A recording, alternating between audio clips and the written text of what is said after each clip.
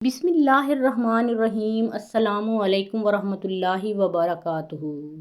محترم ناظرین، رجب المرجب 60 ہجری میں حضرت معاویہ رضی اللہ تعالیٰ عنہ کی وفات کے بعد یزید بن معاویہ بن ابی سفیان کرسی امارت پر برجمان ہوا۔ یزید بن معاویہ کی پیدائش 25 یا 26 یا پھر 27 ہجری میں ہوئی اور جس روز اس کی بیعت ہوئی اس کی عمر 23 سال تھی۔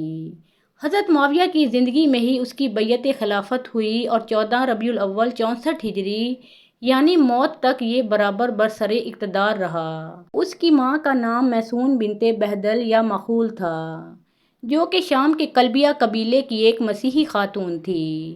روایات سے پتہ چلتا ہے کہ یزید بہت پرگوشت، بڑے جسم والا، بہت بالوں والا، جمیل، طویل، بڑے سر والا اور تیز انگلیوں والا تھا، اور اس کی موٹی انگلی پر زخم کا نشان بھی تھا۔ حضرت معاویہ نے یزید کی ماں کو اس وقت طلاق دے دی تھی کہ جب یزید ابھی ماں کے پیٹ میں ہی تھا۔ اسی دوران یزید کی ماں نے ایک خواب دیکھا کہ اس کی گود سے چاند نکلا ہے۔ اس نے اپنا خواب اپنی ماں کو بیان کیا تو وہ کہنے لگی، تمہارا یہ خواب ضرور سچا ہوگا اور ضرور تم ایسے بچے کو جنم دو گی جو لوگوں پر حکومت کرے گا۔ دوستوں، یزید کے بچپن کے بہت زیادہ حالات مستند کتابوں میں نہیں ملتے، ہاں مگر حافظ ابن کثیر نے البدایہ والنہایہ میں ایک واقعہ نقل کیا ہے کہ ایک روز جب یزید ابھی چھوٹا بچہ تھا تو اس کی ماں میسون بیٹھی اس کے بالوں میں کنگھا کر رہی تھی اور پاس ہی حضرت امیر معاویہ رضی اللہ تعالیٰ عنہ اپنی زوجہ فاختہ کے ساتھ بیٹھے ہوئے تھے۔ جب میسون یزید کے بالوں میں کنگھا کر چکی تو اسے یزید کی طرف دیکھ کر بہت پیار آیا۔ اس نے اسے اٹھایا اور اس کی آنکھوں کے درمیان بوسہ دیا۔ یہ منظر دیکھ کر حضرت معاویہ نے فرمایا، جب وہ مرے گا تو اس کے بعد مزنیہ کامیاب نہ ہوگا اور اسے مزنیہ، ہم اس پر تعویذ باندھتے ہیں۔ اس کے بعد میسون نے یزید کو چھوڑ دیا اور وہ کھیلنے لگا۔ حضرت معاویہ کی زوجہ فاختہ مسلسل یزید کو دیکھ رہی تھیں۔ کچھ دیر کے بعد فاختہ کہنے لگیں، او یزید، اللہ تعالیٰ تیری ماں کی پنڈلیوں کی سیاہی پر لعنت کرے۔ حضرت معاویہ نے جب یہ الفاظ سنے تو فرمایا، قسم بخدا یہ تیرے بیٹے عبداللہ سے بہتر ہے۔ عبداللہ بن معاویہ حضرت معاویہ کا ایک اور بیٹا تھا جو کہ فاختہ کے بطن سے پیدا ہوا تھا، اور وہ احمق تھا، یعنی سیدھا سادہ تھا اور سمجھ بوجھ نہ رکھتا تھا۔ فاختہ نے کہا، خدا کی قسم ایسا نہیں، بلکہ آپ یزید کو اس پر ترجیح دیتے ہیں۔ حضرت معاویہ نے فرمایا، میں ابھی تجھے بتاؤں گا اور تو یہاں سے اٹھنے سے قبل ہی یہ معلوم کر لے گی کہ تیرا بیٹا احمق ہے۔ پھر آپ نے پہلے عبداللہ کو بلایا اور کہا کہ مجھے خیال آیا ہے کہ تو میری اس مجلس میں مجھ سے جو بھی مانگے گا میں تجھے دوں گا۔ وہ کہنے لگا، آپ میرے لیے ایک خوبصورت کتا اور ایک خوبصورت گدھا خرید لیں، مجھے اس کی ضرورت ہے۔ آپ نے فرمایا، اے میرے بیٹے، تو گدھا ہے اور تو اپنے لیے گدھا خرید لے، اٹھ اور چلا جا۔ اس کے بعد آپ نے اس کی ماں سے کہا، بتا تو نے اپنے بیٹے کو کیسا پایا۔ اس کے بعد آپ نے یزید کو بلایا اور کہا، مجھے خیال آیا ہے کہ تو میری اس مجلس میں جو بھی مجھ سے مانگے گا میں تجھے دوں گا، جو چاہتے ہو مجھ سے مانگو۔ یزید یہ سن کر سجدے میں گر گیا اور سر اٹھا کر کہنے لگا، خدا کا شکر ہے جس نے امیر المومنین کو اس مدت تک پہنچایا اور انہیں میرے بارے میں یہ رائے سمجھائی ہے۔ میری ضرورت یہ ہے کہ آپ اپنے بعد میرے لیے عہد باندھیں اور مجھے اس سال مسلمانوں کے موسم گرما کی خوراک کا منتظم بنا دیں، اور جب میں واپس آؤں تو مجھے حج کرنے کی اجازت دے دیں، اور مجھے حج کے اجتماع کا منتظم بنا دیں، اور اہل شام کے ہر شخص کے عطیہ میں 10 دینار کا اضافہ کر دیں، اور یہ میری سفارش سے کریں اور بنی جمع، بنی سہم اور بنی عدی کے یتیموں کو بدلہ دیں، اس لیے کہ انہوں نے مجھ سے عہد و پیمان کیا ہے اور میرے گھر کی طرف منتقل ہو گئے ہیں۔ اس پر حضرت معاویہ نے کہا، جا، میں نے یہ سب کچھ کر دیا۔ اس کے بعد آپ نے اس کے چہرے کو بوسہ دیا اور پھر آپ نے اپنی زوجہ فاختہ سے کہا، تو نے کیسا پایا ہے؟ تو وہ کہنے لگی، یا امیر المومنین، اسے میرے متعلق وصیت کیجیے، آپ اسے مجھ سے بہتر جانتے ہیں۔ بس حضرت معاویہ نے ایسا ہی کیا۔ دوستوں، اس روایت سے تو یہ معلوم ہوتا ہے کہ گویا یزید کوئی نیک، پاک باز اور خدا ترس انسان تھا۔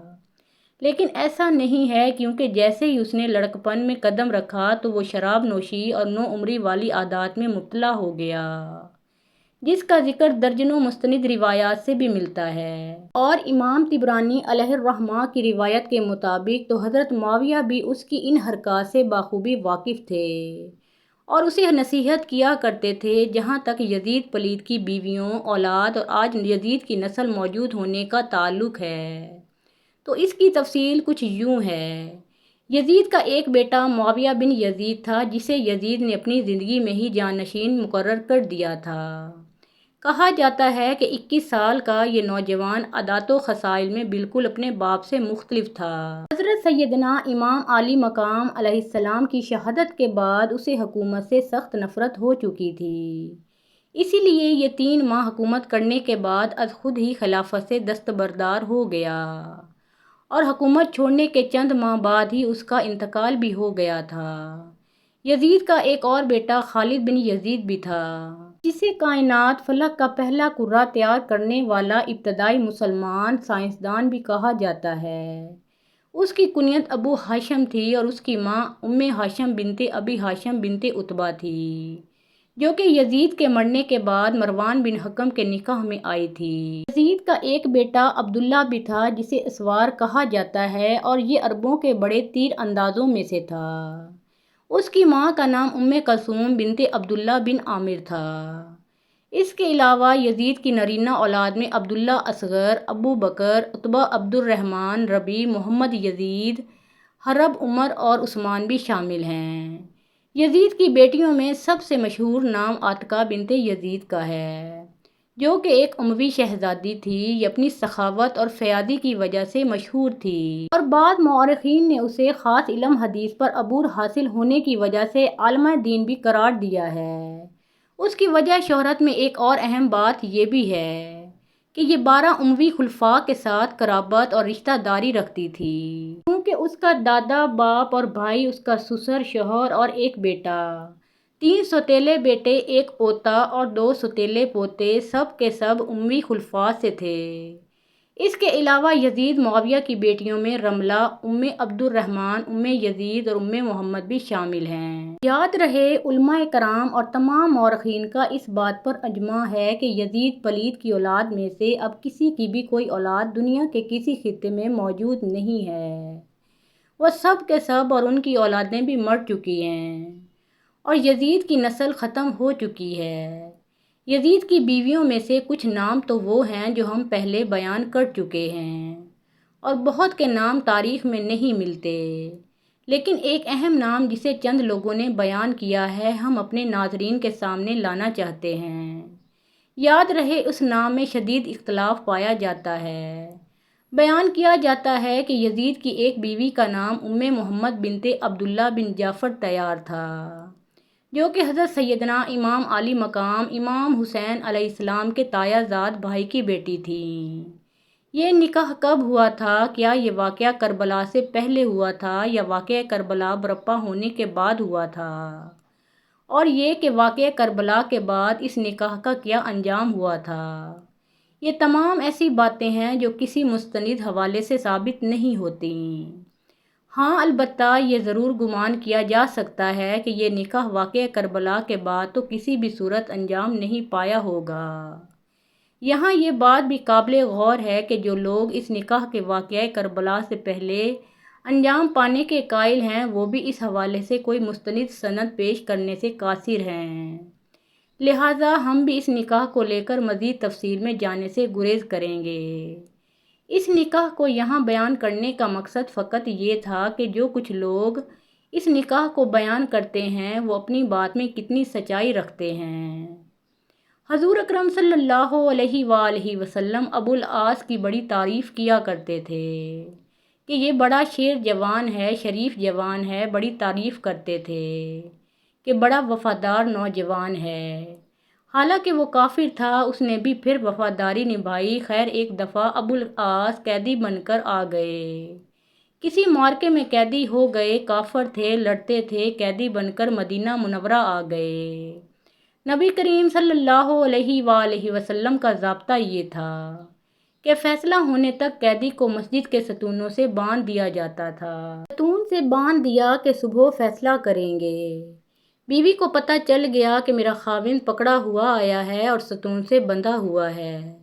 صبح اس کا مقدر کا فیصلہ ہونا ہے، فیصلہ قتل بھی ہو سکتا ہے، فیصلہ رہائی بھی ہو سکتی تھی اور فیصلہ جرمانہ بھی ہو سکتا تھا، فیصلہ کچھ بھی ہو سکتا تھا۔ بخاری شریف کی روایت ہے کہ صبح نماز کے بعد حضرت زینب رضی اللہ تعالی عنہا گھر سے آئیں، دروازے کی اوٹ میں کھڑی ہوئیں، یا رسول اللہ صلی اللہ علیہ وآلہ وسلم، اس قیدی کو میں نے پناہ دے دی ہے۔ قیدی کون ہے؟ خاوند ہے، اس قیدی کو میں نے پناہ دے دی ہے۔ حضور اکرم صلی اللہ علیہ وآلہ وسلم نے سنا، دیکھا، مسکرائے اور فرمایا، قد اجرنا من اجرت، جس کو تو نے پناہ دے دی ہے ہم نے بھی پناہ دے دی ہے۔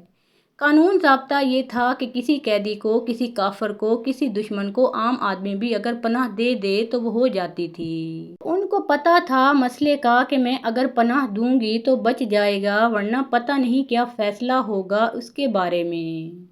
ابو العاص بعثت سے پہلے ایک دن رسول اللہ صلی اللہ علیہ وآلہ وسلم کے پاس آئے اور کہا، میں اپنے لیے آپ کی بڑی بیٹی زینب کا رشتہ مانگنے آیا ہوں۔ رسول اللہ صلی اللہ علیہ وآلہ وسلم نے فرمایا، میں ان کی اجازت کے بغیر کچھ نہیں کر سکتا۔ گھر جا کر رسول اللہ صلی اللہ علیہ وآلہ وسلم نے حضرت زینب رضی اللہ تعالی عنہا سے کہا، تیرے خالہ کے بیٹے نے تیرا نام لیا ہے، کیا تم اس پر راضی ہو؟ سیدہ زینب رضی اللہ تعالی عنہا کا چہرہ سرخ ہوا اور مسکرائیں۔ رسول اللہ صلی اللہ علیہ وآلہ وسلم اٹھ کر باہر تشریف لے گئے اور ابو العاص بن الربیع کا رشتہ حضرت زینب رضی اللہ تعالی عنہا کے لیے قبول کیا۔ یہاں سے محبت کی ایک داستان شروع ہوتی ہے۔ ابو العاص سے زینب کا بیٹا علی اور بیٹی امامہ پیدا ہوئے۔ پھر آزمائش شروع ہو جاتی ہے، کیونکہ نبی پر وحی نازل ہوئی اور آپ اللہ کے رسول بن گئے۔ ابو العاص کہیں سفر میں تھے، جب واپس آئے تو بیوی اسلام قبول کر چکی تھی۔ جب وہ گھر میں داخل ہوئے تو بیوی نے کہا، میرے پاس تمہارے لیے ایک عظیم خبر ہے۔ یہ سن کر ابو العاص اٹھ کر باہر نکلتا ہے۔ سیدہ زینب رضی اللہ تعالی عنہا خوف زدہ ہو کر ان کے پیچھے پیچھے باہر نکلتی اور کہتی ہیں، میرے ابو نبی بنائے گئے ہیں اور میں اسلام کر چکی ہوں۔ ابو العاص نے کہا، تم نے مجھے پہلے کیوں نہیں بتایا؟ اب دونوں کے درمیان ایک بڑا مسئلہ پیدا ہوتا ہے جو کہ عقیدے کا مسئلہ تھا۔ سیدہ زینب رضی اللہ تعالی عنہا، میں اپنے ابو کو جھٹلا نہیں سکتی، نہ ہی میرے ابو کبھی جھوٹے تھے، وہ تو صادق اور امین ہیں۔ میں اکیلی نہیں ہوں، میری ماں اور بہنیں بھی اسلام قبول کر چکی ہیں۔ میرا چاچا زاد بھائی علی بن ابی طالب بھی اسلام قبول کر چکے ہیں۔ تیرا چاچا زاد عثمان بن عفان بھی مسلمان ہو چکے ہیں۔ تیرے دوست ابو بکر بھی اسلام قبول کر چکے ہیں۔ ابو العاص نے کہا، مگر میں نہیں چاہتا کہ لوگ یہ کہیں کہ اپنی قوم کو چھوڑ نہ دے، اپنے آباء و اجداد کو کہیں جھٹلا نہ دے۔ ابو العاص نے کہا، میں تیرے ابو کو ملامت نہیں کر رہا۔ رسول اللہ صلی اللہ علیہ وآلہ وسلم نے فرمایا، اپنے شوہر اور بچوں کے پاس ہی رہو۔ وقت گزرتا گیا اور دونوں اپنے بچوں کے ساتھ مکہ میں ہی رہے، یہاں تک کہ غزوہ بدر کا واقعہ پیش آیا اور ابو العاص قریش کی فوج کے ساتھ اپنے سسر کے خلاف لڑنے کے لیے روانہ ہوا۔ حضرت زینب رضی اللہ تعالی عنہا خوف زدہ تھیں کہ اس کا شوہر اس کے ابا کے خلاف جنگ کرے گا، اس لیے روتی ہوئی کہتی تھیں، اے اللہ، میں ایسے دن سے ڈرتی ہوں کہ میرے بچے یتیم ہوں یا اپنے ابو کو کھو دیں۔ حضرت ابو العاص بن الربیع رسول اللہ صلی اللہ علیہ وآلہ وسلم کے خلاف بدر میں لڑے۔ جنگ ختم ہوئی تو داماد سسر کے قید میں تھا۔ خبر مکہ پہنچ گئی کہ ابو العاص جنگی قیدی بنائے گئے۔ سیدہ زینب رضی اللہ تعالی عنہا پوچھتی رہیں کہ میرے والد کا کیا بنا؟ لوگوں نے بتایا کہ مسلمان تو جنگ جیت گئے۔ اس پر سیدہ زینب رضی اللہ تعالی عنہا نے سجدہ شکر ادا کیا۔ سیدہ زینب رضی اللہ تعالی عنہا نے پھر پوچھا، میرے شوہر کو کیا ہوا؟ لوگوں نے کہا، اس کو حضور اکرم صلی اللہ علیہ وآلہ وسلم نے جنگی قیدی بنا لیا ہے۔ سیدہ زینب رضی اللہ تعالیٰ عنہا نے کہا میں اپنے شوہر کا فدیہ بھیج دوں گی۔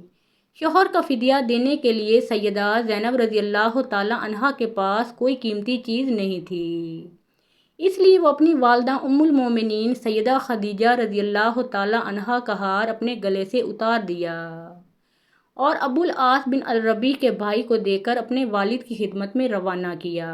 رسول اللہ صلی اللہ علیہ وآلہ وسلم ایک ایک قیدی کا فدیہ وصول کر کے ان کو آزاد کر رہے تھے کہ اچانک اپنی زوجہ سیدہ خدیجہ رضی اللہ تعالیٰ عنہا کے ہار پر نظر پڑی تو پوچھا کہ یہ کس کا فدیہ ہے؟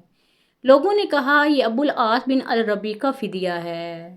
یہ سن کر رسول اللہ صلی اللہ علیہ وآلہ وسلم رو پڑے اور فرمایا یہ تو خدیجہ رضی اللہ تعالیٰ عنہا کا ہار ہے۔ پھر کھڑے ہو گئے اور فرمایا اے لوگوں، کیا میں اس شخص کو رہا کروں؟ اگر تم اجازت دیتے ہو تو میں اس کا ہار بھی اس کو واپس کر دوں۔ لوگوں نے کہا کیوں نہیں اے اللہ کے رسول صلی اللہ علیہ وآلہ وسلم۔ رسول اللہ صلی اللہ علیہ وآلہ وسلم نے ہار ابو العاص کو تھما دیا اور فرمایا زینب سے کہنا کہ خدیجہ کے ہار کا خیال رکھے۔ پھر فرمایا اے ابو العاص، کیا میں تم سے تنہائی میں کوئی بات کر سکتا ہوں؟ ان کو ایک طرف لے جا کر فرمایا اے ابو العاص، اللہ نے مجھے کافر شوہر اور مسلمان بیوی کے درمیان جدائی کرنے کا حکم دیا ہے، اس لیے میری بیٹی کو میرے حوالے کرو گے؟ ابو العاص نے کہا جی ہاں۔ دوسری طرف سیدہ زینب رضی اللہ تعالی عنہا شوہر کے استقبال کے لیے گھر سے نکل کر مکہ کے داخلی راستے پر ان کی راہ دیکھ رہی تھیں۔ جب ابو العاص کی نظر اپنی بیوی پر پڑی تو فوراً کہا میں جا رہا ہوں۔ سیدہ زینب رضی اللہ تعالی عنہا نے کہا کہاں جا رہے ہو؟ ابو العاص نے کہا تم اپنے باپ کے پاس چلی جاؤ۔ سیدہ زینب رضی اللہ تعالی عنہا نے کہا کیوں؟ ابو العاص میری اور تمہاری جدائی ہو گئی ہے، تم اپنے باپ کے پاس چلی جاؤ۔ سیدہ زینب رضی اللہ تعالی عنہا کیا تم بھی میرے ساتھ چلو گے اور اسلام قبول کرو گے؟ ابو العاص نے کہا نہیں۔ سیدہ زینب سلام اللہ علیہا اپنے بیٹے اور بیٹی کو لے کر مدینہ منورہ چلی گئیں، جہاں 6 سال کے دوران کئی رشتے آئے، مگر سیدہ زینب رضی اللہ تعالی عنہا نے قبول نہیں کیا اور اسی امید سے انتظار کرنے لگیں کہ شوہر شاید اسلام قبول کر کے آئے گا۔ 6 سال کے بعد ابو العاص ایک قافلے کے ساتھ مکہ سے شام کے سفر پر روانہ ہوا۔ سفر کے دوران راستے میں صحابہ کرام کی ایک جماعت نے ان کو گرفتار کر کے ساتھ مدینے لے گئے۔ مدینہ جاتے ہوئے ابو العاص نے سیدہ زینب رضی اللہ تعالی عنہا اور ان کے گھر کے بارے میں پوچھا۔ فجر کی اذان کے وقت وہ سیدہ زینب رضی اللہ تعالی عنہا کے دروازے پر پہنچا۔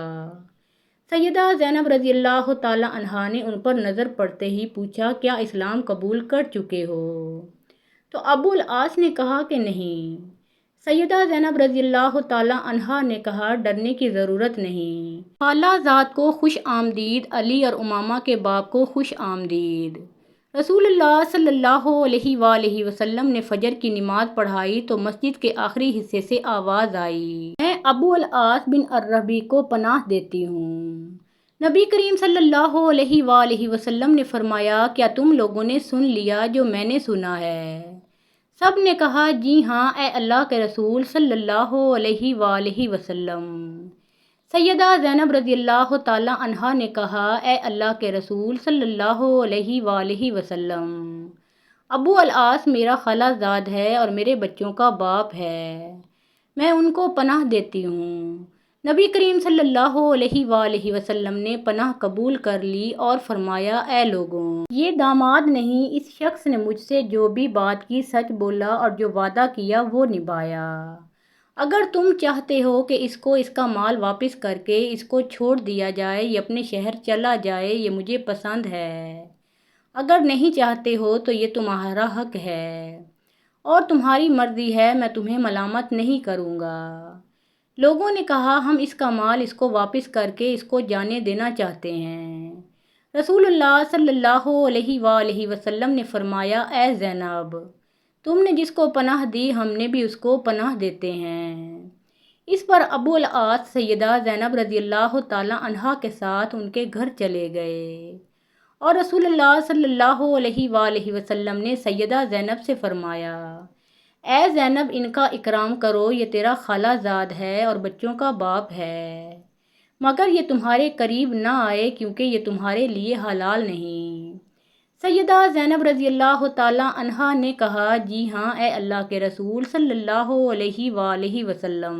سیدہ زینب رضی اللہ تعالیٰ عنہا نے گھر جا کر ابو العاص بن ربیع سے کہا، اے ابو العاص، جدائی نے تجھے تھکا دیا ہے، کیا اسلام قبول کر کے ہمارے ساتھ رہو گے؟ ابو العاص نے کہا، نہیں، اور اپنا مال لے کر مکہ روانہ ہو گئے۔ مکہ پہنچے تو کہا، اے لوگوں، یہ لو اپنا اپنا مال، کیا کسی کا کوئی مال میرے ذمے ہے؟ لوگوں نے کہا، اللہ تمہیں بدلہ دے، تم نے بہتر وعدہ نبھایا۔ ابو العاص نے کہا، میں گواہی دیتا ہوں کہ اللہ کے سوا کوئی معبود نہیں اور محمد اللہ کے رسول ہیں۔ اس کے بعد وہ مدینہ منورہ روانہ ہوئے۔ اللہ تعالی ہمیں نیکوکاروں میں شامل فرمائے اور ہمارا خاتمہ ایمان پر فرمائے، آمین۔